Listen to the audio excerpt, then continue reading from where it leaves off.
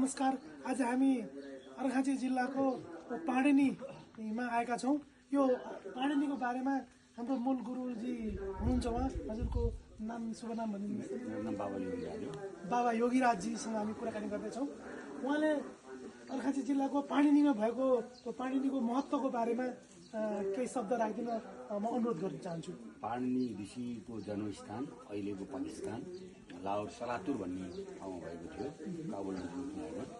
र उहाँ एउटा ब्राह्मण परिवारको हुनुहुन्थ्यो। उहाँ चाहिँ ब्राह्मण परिवारको त्यहाँ तक्षशिला गुरुकुलमा चाहिँ अध्ययन गर्नको लागि पठाइयो। पाकिस्तानमा पनि ब्राह्मण अहिलेको पाकिस्तान उसले त त्यो समयमा चाहिँ यो क्षेत्रै चाहिँ हाम्रो चाहिँ वैदिक परम्परामा थियो त सबै पाकिस्तानको। त्यो त्यहाँबाट चाहिँ तक्षशिला गुरुकुलमा पढ्दाखेरि चाहिँ अलिकति पढाइमा कमजोर भएको कारणले गर्दा त्यहाँदेखि यो पटना आफ्नो मावल पाटलिपुत्र भन्छ त्यस्तै त्यहाँ चाहिँ मामा बिहारी ऋषि बिहारी चाहिँ मामा त्यसमा यहाँ गुरुकुलमा लिएर आइयो। मावल बसेर पढ्दै थिए। एक दिन सबै साथीहरू हात हेर्नु भएछ। माइलीले चाहिँ हातहरू हेर्नु भएछ।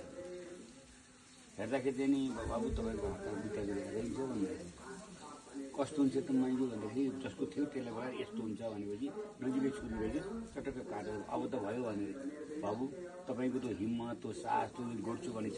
तपाईँले चाहिँ शिवजीको तप गर्नुहोस् र तपाईँले चाहिँ ठुलो मान्छे बन्नुहुन्छ भनेर माइलीले भन्नुभएछ। अब हातको त्यो दबाई गरेर सन्चो भयो। सन्चो भइसकेपछि त्यहाँ हाम्रो यो कालीगण्डकी जान्छ त्यही भएर कालीगण्डकीको किनारै किनार आएर रेडी हुँदै चाहिँ यहाँ आएर यो ठाउँमा त्यसमा तुरी डाँडा भनिन्थ्यो यसलाई। यहाँ आएर यही ठाउँमा बसेर यही ठाउँमा बसेर ध्यान गर्नुभयो। त्यहाँदेखि शिवजीको ध्यान गर्नुभयो। शिवजी प्रकट भएर उहाँले चाहिँ डम्बरू बजाउनु भयो। यो 14 पटक डम्बरू बजाउँदाखेरि 14 सूत्र ऐ उनले ऋक ए उन ऐ यी 14वटा सूत्र उहाँलाई प्रवाह गर्नुभयो। आवाजसँगै ऋषिलाई प्रवाह गर्नुभयो। तपबाट खुसी भएर प्रसन्न भएर र त्यही 14 सूत्रबाट 8 अध्यायको 3996 सूत्र भएको अष्टाध्यायी व्याकरण उत्पत्ति केन्द्र यही हो। संस्कृत व्याकरण संसारको सबभन्दा पुरानो व्याकरण सबैभन्दा वैज्ञानिक व्याकरण त्यो पनि यहाँबाट स्थापना भयो। यहीँबाट प्रतिपादित पाणिनि ऋषिले गरेको व्याकरण हो। आज संसारले वैज्ञानिक व्याकरण भनेर भन्छ। नासाले पनि स्वीकृति गरिसकेको छ। त्यो व्याकरण उत्पत्ति केन्द्रै हो। भनेपछि यहाँ यो व्याकरणको उत्पत्ति केन्द्र भएको कारणले यसमा साह्रै धेरै विकसित भएको त देखिएन, त्यति धेरै प्रचार प्रसार पनि भएको देखिएन। यसमा कसको कमी भएको जस्तो लाग्छ? यसो छ, हिजोकाले जति गरे थाम्दै ल्याए राख्दै थाम्दै ल्याए राख्दै जे गरे अब हिजो गइसकेका कुरामा हामी बसेर यस्तो भयो भनेदेखि ती कुरा गर्न आउँदैन। जे भएको छ प्रभुको कृपाले राम्रो भएको छ। अहिले धेरै राम्रो हुँदै गएको छ। अब यसलाई राम्रो गर्दै लिएर जाने। अनि अहिले यो यज्ञ सुरु भइरहेको रहेछ, यसको बारेमा यज्ञ कस्तो छ भने यहाँ चाहिँ नि हाम्रो कृष्णानन्द परमहंस महाराजजी यहाँ बस्नुहुन्थ्यो। लगभग 33-34 वर्ष यहाँ बस्नुभयो। यहाँ बस्दाखेरि उहाँले यहीँ बसेर यज्ञ प्रारम्भ गर्नु। प्रत्येक वर्ष एउटा पुराण अहिले 43औं पुराण कुर्म पुराण चल्दैछ। प्रत्येक वर्ष यहाँ पुराण हुन्छ।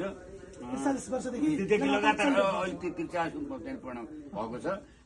त्यो समयदेखि यहाँ निरन्तर भइराखेको छ र यहाँ अब चलिरहेको अहिले 43औं पुराण यहाँ निरन्तर भएको छ। कुर्म पुराण चलिरहेको छ। धन्यवाद गुरुजी। हजुरको एकचोटि परिचय भनिदिनु त। म बाबा योगीराज, म यहाँको संरक्षक।